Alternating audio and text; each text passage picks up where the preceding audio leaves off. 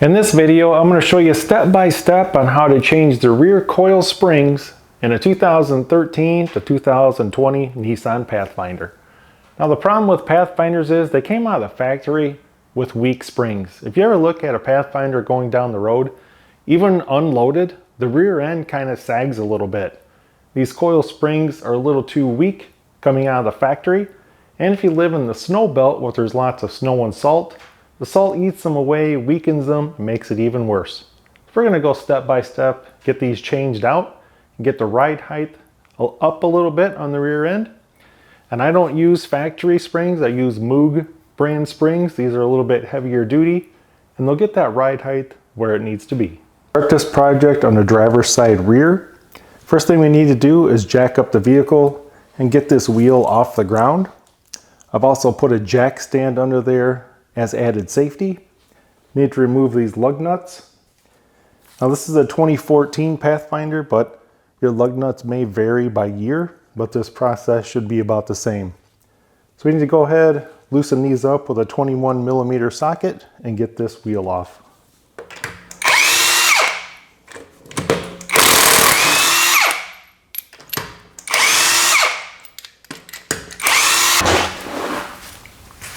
Jack underneath the spring right there.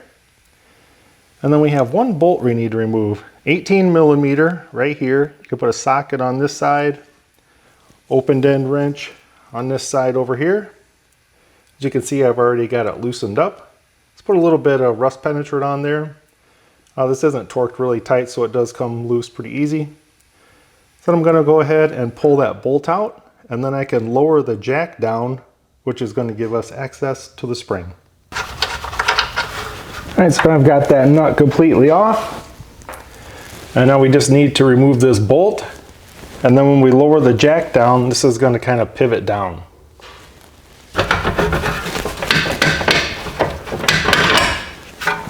Now we can lower down the jack.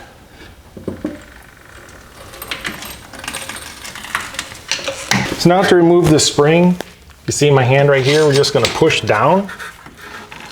Pushing down here with my left. And pull the spring right out. Now on the bottom of this spring, you'll see this rubber piece. Make sure you don't throw that away because we need to reuse this. The factory spring is this one right here. This is the new spring. I've got the rubber piece installed on the new spring, and now it's time to install. If you don't know which end the rubber piece goes onto, you see the big gap between the end of the spring and this right here. And then you'll notice the tiny gap right here.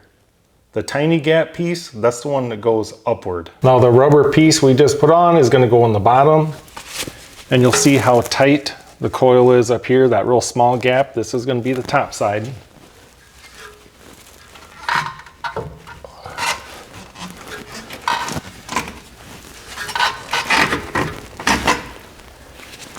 So that I've got the new coil all in place, I've rolled my jack back underneath. Now we just need to jack it up, line up that bolt hole, and slide the bolt back in. Just keep raising the jack. You may have to tap it one way or another to get this to line up in here. Just kind of keep an eye on it that this is going to slide up on the inside and it's not getting caught underneath here. And just keep continuing to jack up until you line up the holes. Now once you jack it up into place where you kind of eyeball it, it looks like it's going to line up.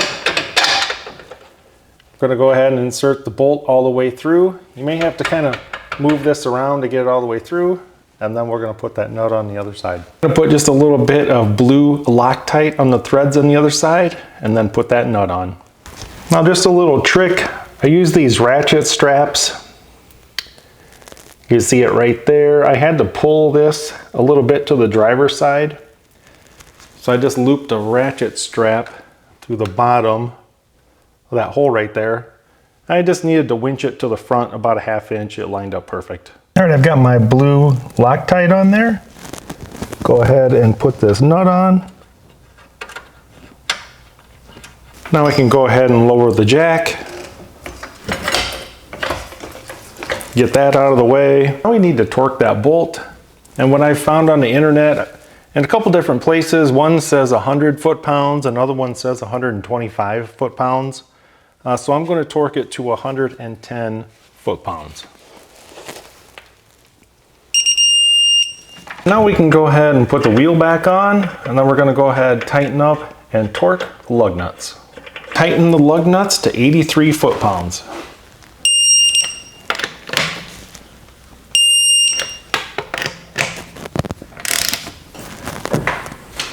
And that's all there is to it, guys. Hope you got your parts on safely and this step-by-step video helped you out. Thanks for watching.